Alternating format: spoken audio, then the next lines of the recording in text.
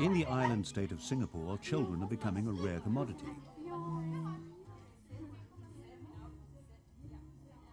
The birth rate is at its lowest level in 15 years. With an average of just 1.4 children per couple, it seems Singapore's population of 3 million is shrinking.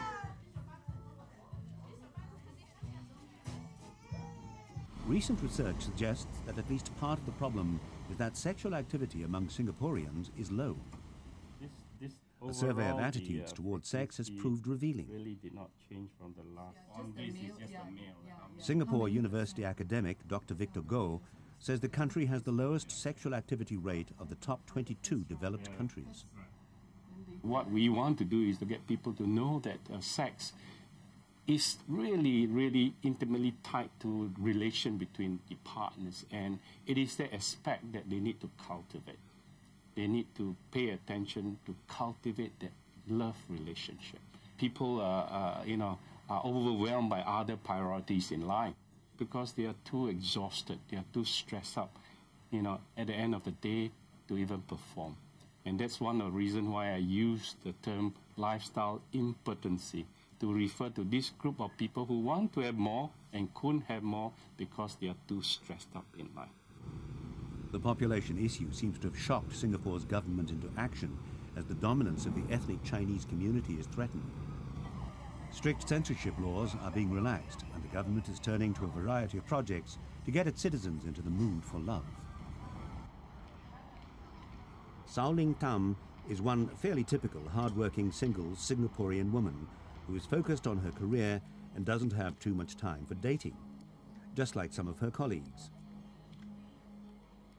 Telephone text messages often replace conversation with the opposite sex, flirting while working at their desks.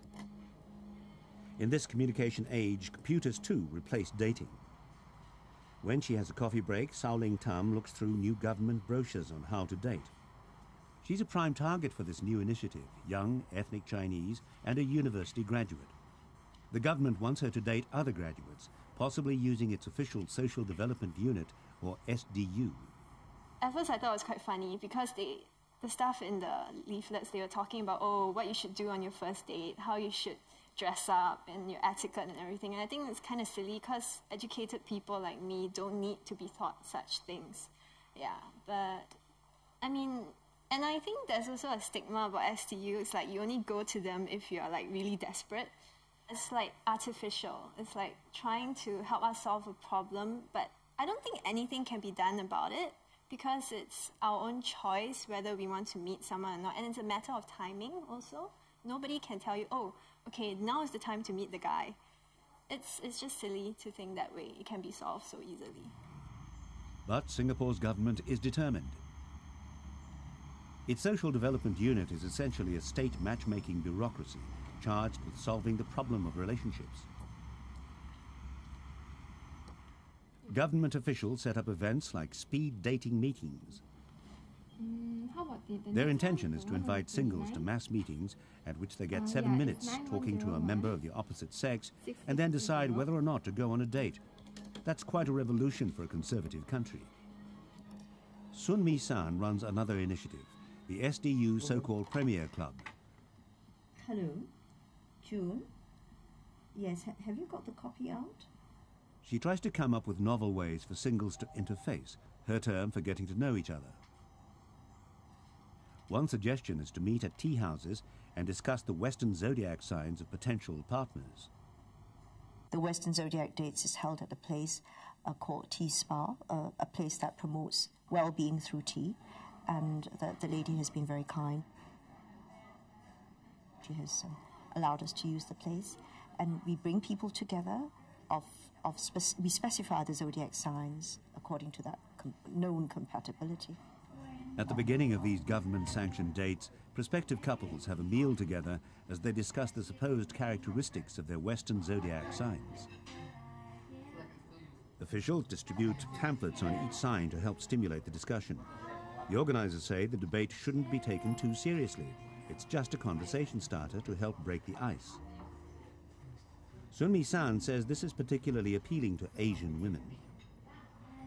She says Asian women are generally far more apprehensive than men in such situations, and so often like the idea of having a third party to help to arrange things. Government-supervised events like this can also provide better protection to those who might feel vulnerable. Guidelines on all stages of courting are available when needed. People who don't want arranged dates can still receive advice. Go for a walk in the botanical gardens, the brochures say. It's good for stimulating conversation. Couples are also advised to explore culture together. A visit to a bookstore could help to get to know more about each other's likes and dislikes in a safe situation for a woman.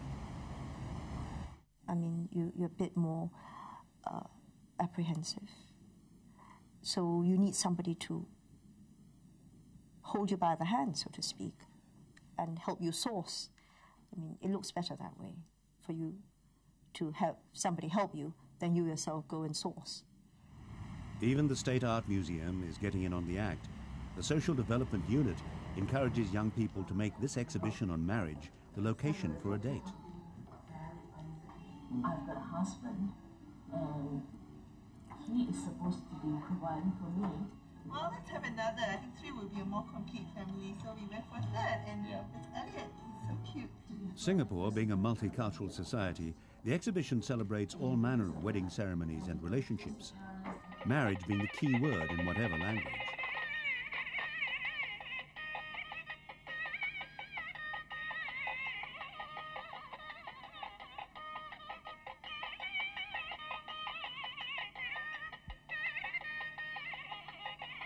At the end of the exhibition tour, prospective couples check out their compatibility at the Social Development Unit's Chinese horoscope computer.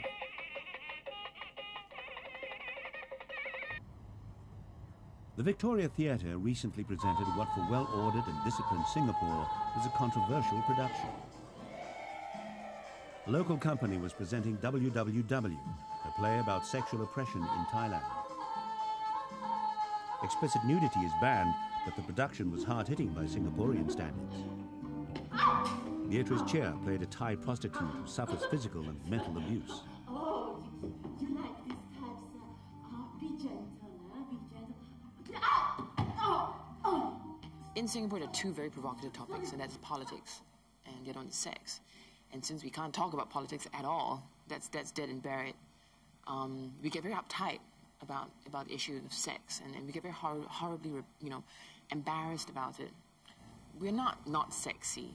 It's just that we're so repressed, and we're so embarrassed to come out and to say that we enjoy sex or that we want to do it. I think that, recently the demographics obviously show that Singaporeans are leaving their libidos behind. I think there is some truth in that, because I think in Singapore almost everything is seen as a sort of competitive sport, from your work to socializing, and more so with dating and getting married. And when a person is very competitive, I think that it brings out the most unattractive and the ugliest sides of his personality. And along the way, I think they leave their libidos behind, and I think it's true. Beatrice also blames the adoption of Western culture. Women a lot nowadays are seeking personal fulfillment. And it doesn't always come it's not always represented in the form of a man, in marriage and 3 kids. And more it seems that it's okay to be 30, in your 30s, and to be not married, and to have a great single, swinging life. Singapore's government doesn't advocate the single life. Clearly, the Social Development Unit doesn't hold all the answers either.